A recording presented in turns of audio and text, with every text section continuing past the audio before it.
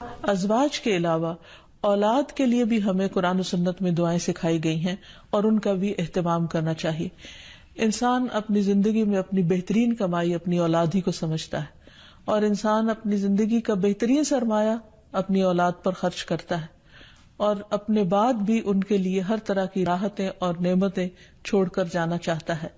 لیکن اگر اولاد نیک ہو تو وہ والدین کے لیے صدقہ جاریہ بھی بنتی ہے، اور والدین کے خون پسینے کی کمائی کو ان کی زندگی میں اور ان کی زندگی کے بعد بہترین جگہوں پر استعمال کرتی.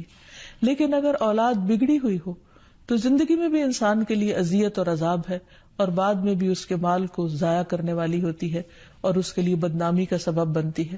اس لیے خصوصی طور پر اولاد کے لیے دعائیں کرتے رہنا چاہیے. نبی صلی اللہ علیہ وسلم نے فرمایا 3 قسم کے لوگوں کی دعائیں قبول ہوتی ہیں اور ان کی قبولیت میں کوئی شک و شبہ نہیں: مظلوم کی دعا، مسافر کی دعا، اور والد کی دعا اپنی اولاد کے لیے. یعنی جب باپ اپنے بچوں کے لیے دعا کرتا ہے تو وہ دعا بھی قبول ہوتی ہے.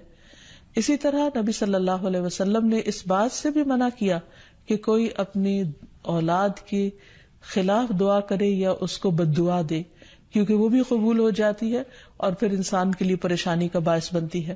اس سلسلے میں نبی صلی اللہ علیہ وسلم نے فرمایا اپنی اولاد کو بد دعا نہ دو، ایسا نہ ہو کہ وہ اللہ کی طرف سے قبولیت کی گھڑی ہو اور وہ تمہارے لیے قبول کر لے. اور اگر انسان کی ایسی دعا قبول ہو جائے تو پھر انسان کے لیے سخت پریشانی کا باعث ہو سکتی ہے یہ بات. پھر اسی طرح یہ ہے کہ اگر کسی کی اولاد نہ ہو تو اس کے لیے بھی دعا سکھائی گئی ہے، اور وہ دعا ابراہیم علیہ السلام کی دعا ہے جس میں وہ کہتے ہیں رب ھب لی من الصالحین، اے میرے رب مجھے نیک اولاد عطا فرما، صالح لوگوں میں سے عطا فرما. فبشرناہ بغلام حلیم، تو ہم نے اسے ایک بردبار بیٹے کی بشارت دی. یعنی اللہ سبحانہ وتعالیٰ نے ان کی دعا سن لی، اور یہ دعا بہت عرصے کے بعد سنی گئی تھی لیکن بہرحال سن لی گئی. ابراہیم علیہ السلام اللہ کے دوست تھے اور مستجاب الدعوات تھے، ان کی دعائیں قبول ہوتی تھی. لیکن یہاں یہ بات بھی پتہ چلتی ہے کہ دعا کی قبولیت کا مطلب یہ نہیں کہ جس وقت انسان منہ سے کوئی بات نکالے اسی وقت پوری ہو جائے. اس کی پورے ہونے میں بعض اوقات کئی سال گزر سکتے ہیں، جیسے ہم دیکھتے ہیں یوسف علیہ السلام کے واقعے میں، ابراہیم علیہ السلام اور دیگر پیغمبروں کے سلسلے میں. اور پھر ہم اس بارے میں یہ بھی دیکھتے ہیں کہ جس طرح ابراہیم علیہ السلام کی دعائیں قبول ہوئی تو انہوں نے اپنے رب کا اس پر شکر بھی ادا کیا اور فرمایا الحمدللہ الذی وہب لی علی الکبر اسماعیل و اسحاق ان ربی لسمیع الدعاء، کہ اللہ کا شکر ہے جس نے مجھے بڑھاپے میں اسماعیل اور اسحاق جیسی اولاد دی، بلا شبہ میرا پروردگار دعائیں سننے والا ہے. اور حقیقت یہ ہے کہ اللہ تعالیٰ پیغمبروں کی بھی سنتا ہے اور پیغمبروں کے علاوہ باقی لوگوں کی بھی دعائیں سنتا ہے. اس لیے اولاد کی طرف سے کبھی بھی مایوس نہیں ہونا چاہیے، نہ ہونے کی شکل میں بھی اور ہونے کے بعد ان کی نیکی اور خیر اور بھلائی کے سلسلے میں بھی. اور اس میں ہم دیکھتے ہیں کہ زکریا علیہ السلام کی بھی اولاد نہیں تھی تو وہ بھی بڑھاپے تک مایوس نہیں ہوئے اور دعا مانگتے رہے. اور اس سلسلے میں آتا ہے کہ وہ جب دعا مانگتے تو کہتے رب ھب لی من لدنک ذریۃ طیبہ انک سمیع الدعاء، کہ اے میرے پروردگار تو مجھے اپنے پاس سے نیک اور پاکیزہ سیرت اولاد عطا فرما، تو ہی دعا کا سننے والا ہے. یعنی پیغمبر ہمیشہ صرف اولاد کی دعا نہیں کرتے بلکہ نیک اولاد کی دعا کرتے ہیں. اولاد کا ہونا اللہ سبحانہ وتعالیٰ کا ایک بہت بڑا انعام اور بندے پر بہت بڑا احسان ہے. اسی لیے ہم دیکھتے ہیں کہ اولاد انسان کے لیے اگر نیک ہو تو راحت، رحمت، آرام اور چین اور آنکھوں کی ٹھنڈک کا ذریعہ ہوتی ہے. نبی صلی اللہ علیہ وسلم حضرت حسن اور حسین کو اپنے پھول کہا کرتے تھے کہ یہ دونوں میری دنیا کے پھول ہیں. ایک اور حدیث سے ہمیں پتہ چلتا ہے کہ اولاد انسان کی بہترین کمائی ہے. فرمایا ان اولادکم من اطیب کسبکم، تمہاری اولاد تمہاری سب سے بہترین کمائی ہے، بس اپنی اولاد کی کمائی میں سے کھاؤ، یعنی وہ انسان کے لیے حلال ہے، جائز ہے. پھر اسی طرح بیٹیاں جو ہیں ان کی تعلیم و تربیت اور ان کی پرورش بھی ایک بہت خیر و بھلائی اور جنت کمانے کا ذریعہ ہے.